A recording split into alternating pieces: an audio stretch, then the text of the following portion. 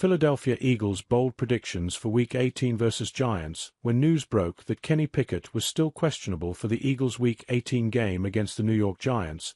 It called the entire game plan into question. Now granted, the difference between Pickett and his backup, Tanner McKee, is marginal at best from a playing style standpoint.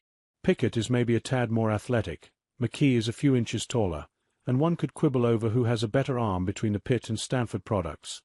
My money is on McKee, but neither has Jalen Hurts' athleticism, and as a result, they would both need to more or less win games through the air instead of on the ground. Furthermore, with Saquon Barkley already a guaranteed out for the game, barring a miracle, while players like A.J. Brown, Devonta Smith, Lane Johnson, and more will probably ride the bench in the contest, the Eagles won't be playing with a full deck of cards either, with their QB forced to win behind a line loaded up with reserves and a collection of playmakers headlined by Jahan Dotson, Britton Covey, Johnny Wilson, Grant Calcaterra, and Will Shipley. Is that a tough ask?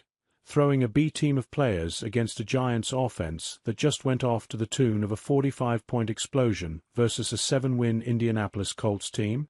Drew Lock, overlooked for Tommy DeVito at times in 2024, unloaded the chamber with a 309-yard, 4-touchdown performance while dashing New York's dream of the #1 pick in the 2025 NFL Draft. Could New York allow the current Giants brass to screw things up even further with another win, borderline guaranteeing that they can't secure a top-tier quarterback in the top 5? Or will John Mara realize that it would be stupid to allow Brian Daboll and Locke to win his team another game when neither man will likely be with the organization in 2025? What happens when two teams are trying not to win by making a concerted effort not to put their best stuff on the field? Well, in Week 18, fans are going to find out, even if it could look downright ugly before everything is said and done. 1. Vic Fangio's defense shuts down Drew Lock. So, how was Lock able to go off against the Colts in Week 17? Well, part of it is because Indianapolis really doesn't have a good passing defense. Ranking 26th in the NFL through 17 weeks of action, the Colts have allowed 3,693 yards on the season through the air, or roughly 230.8 yards per game. They've allowed at least 200 yards through the air in 4 of their last 5 games, and really dropped the ball against the Giants to effectively eliminate themselves from the playoffs.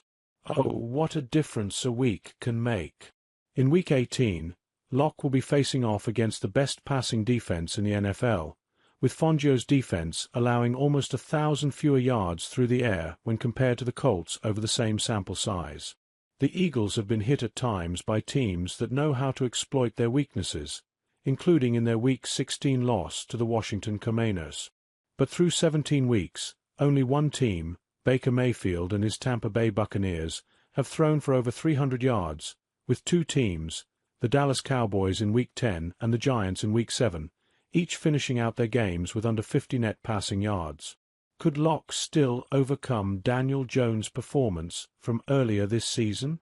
Yeah, that should be easy, as he only needs to put up a third of his production from Week 17 to hit that mark in Week 18.